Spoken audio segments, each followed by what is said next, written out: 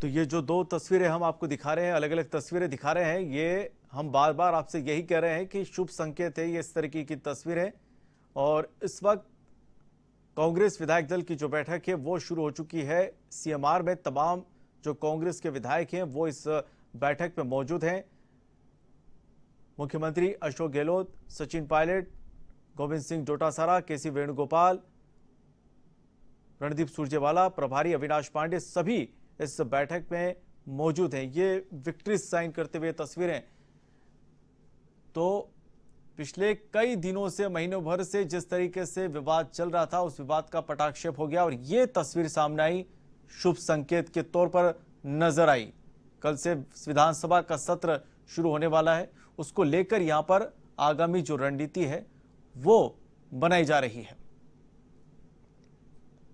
इस तस्वीर का बहुत इंतजार था और वो तस्वीर है वो सामने आई है।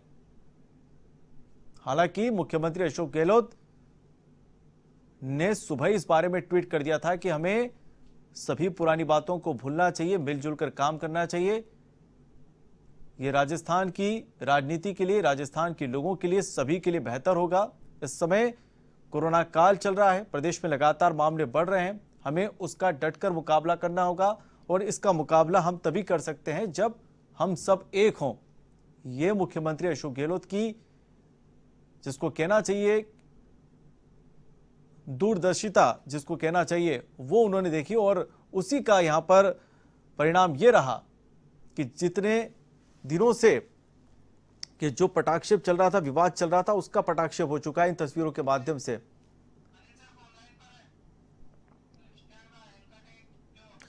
तो चलिए, इस वक्त हमारे साथ राजनीतिक विश्लेषक और एवन टीवी चैनल के हेड अनिल लोढ़ा जी इस वक्त फोन लाइन पर जुड़ चुके हैं। अनिल जी, जो हमने तस्वीरें दिखी एवन टीवी के माध्यम से, एक्सक्लूसिव तस्वीरें दिखाई, उस तस्वीर का बेसब्री से इंतजार था। मुख्यमंत्री अशोक गहलोत, सचिन पायलट, तमाम विधायक सभी ने विक्ट्री साइन करते हुए एकजुटता का संदेश दिया है।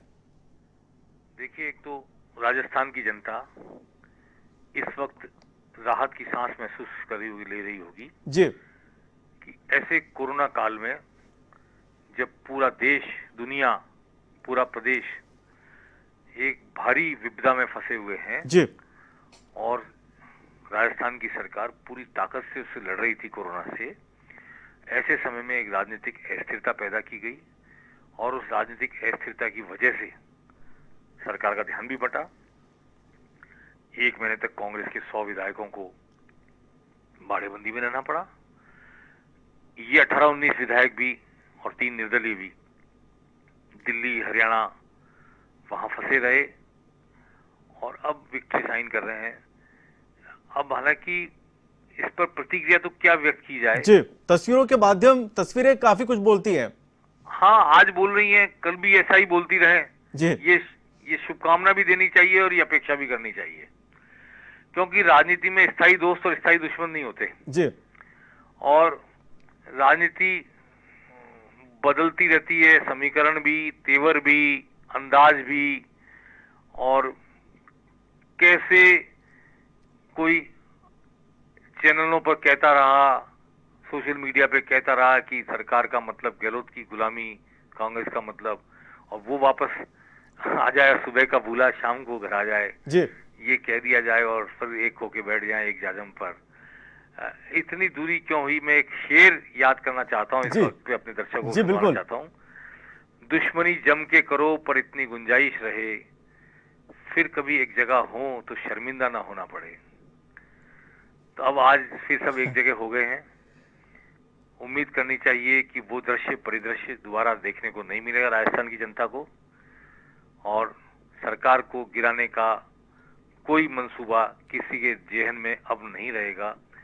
पावर शेयरिंग का जहां तक सवाल है, सत्ता को बांटने का जहां तक सवाल है, वो गहलोत जी पर बड़ी भारी जिम्मेदारी आ गई है, क्योंकि 102 लोग जो उनके साथ थे वो एक स्वर में कह रहे हैं कि जो चले गए उनके साथ न्याय करने से पहले हमारी तरफ देखिए, हमारे साथ न्याय कीजिए।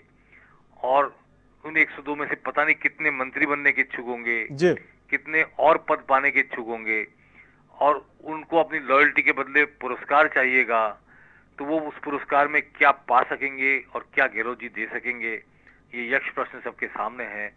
और जो लोग लौट के आए हैं वो अगर उस षड्यंत्र में शामिल थे जिसका बार बार जिक्र किया जाता रहा, जिसकी एफआईआर दर्ज हुई, जी बिल्कुल, तो फिर उनको वापस साथ लेकर भी क्या उनके प्रति वैसा भाव रखा जा सकेगा, ये भी एक यक्ष प्रश्न सबके सामने है।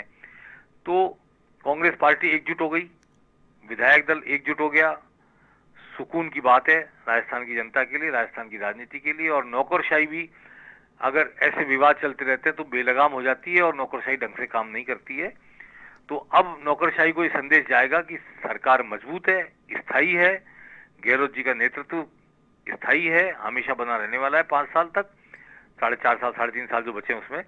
तो वो ब्यूरोक्रेसी पर भी लगाम कसी जा सकेगी, ब्यूरोक्रेसी भी ढंग से काम करेगी और वो किसी दरार के अंदर कोई अपने लिए सुविधा तलाशने की कोशिश नहीं करेगी। तो we hope all is well, अंत भला तो सब भला, यही कहा जाता है भारत में, हमारी संस्कृति में।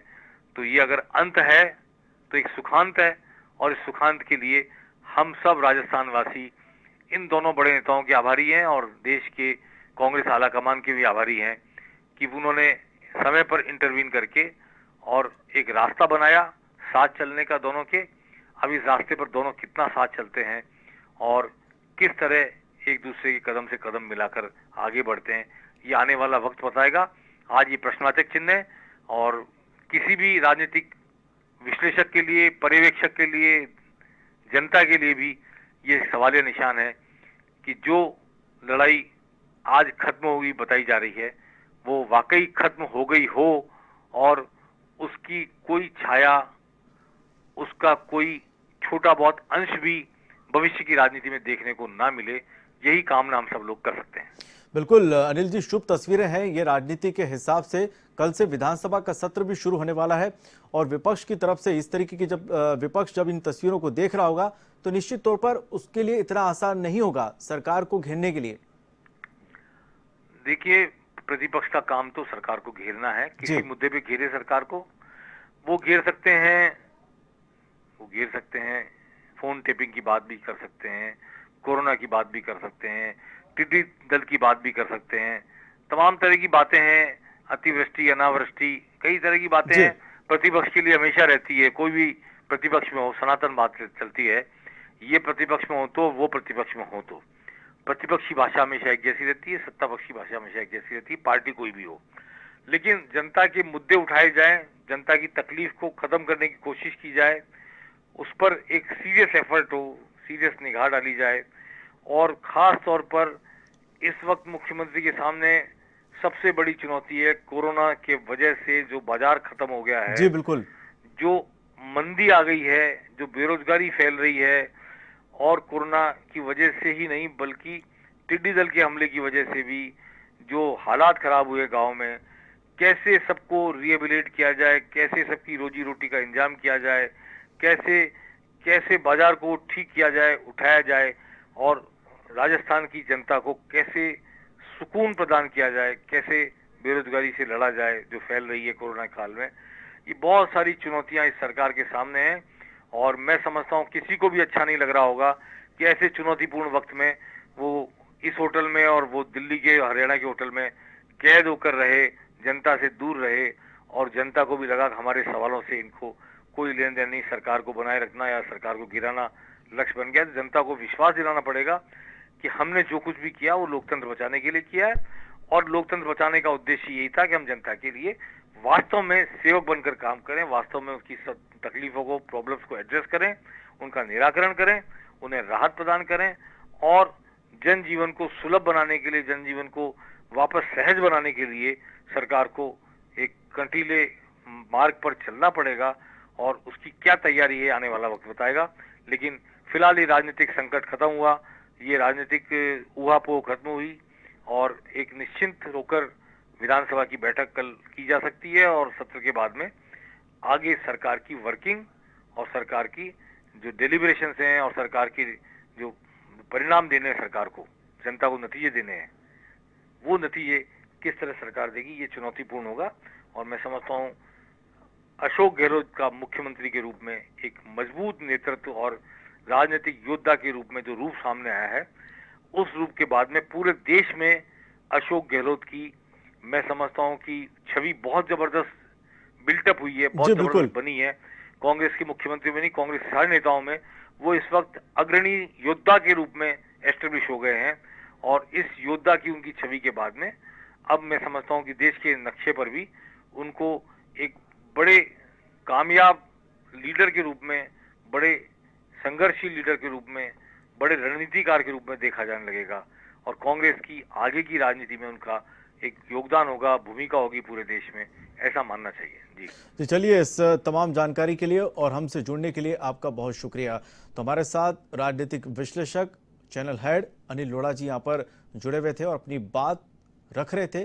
किस तरीके से जो तस्वीरें हैं, उन तस्वीरों के बारे में उन्होंने पूरा स्पष्टीकरण दिया। किस तरीके से जो तस्वीरें हैं राजस्थान की राजनीति के लिए किस तरीके से बेहतर साबित होगी, वो यहाँ पर आपको दिखाने की कोशिश की है।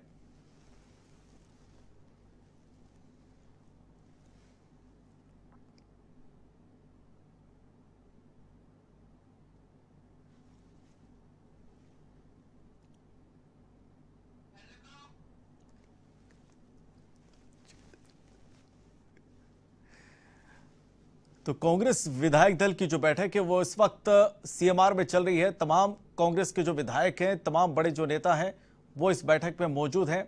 और हालांकि ये जो तस्वीर हम आपको दिखा रहे हैं तब की तस्वीर है जब सचिन पायलट सीएमआर में पहुंचे थे, मुख्यमंत्री अशोक गहलोत से वो मिले। उसके बाद वो तस्वीर भी हम आपको दिखाएंगे किस तरीके से सभी विधायकों ने एकजुटता का संदेश दिया विक्ट्री साइन करते हुए। और ये हालांकि ये बहुत जरूरी था। जिस तरीके से हमने यहाँ पर राजनीतिक विश्लेषक अनिल लोढ़ा जी से भी बात करी, उनका भी यही कहना था कि बहुत अच्छी तस्वीरें हैं, राजस्थान की सियासत के लिए शुभ संकेत है, क्योंकि एकजुटता का संदेश देना बहुत जरूरी भी था, क्योंकि प्रदेश इस समय कोरोना काल से जूझ रहा है, आर्थिक स्थितियों से गुजर रहा है, लोगों के पास रोजगार नहीं है। तो जिस तरीके से सरकार मिलजुल कर काम करेगी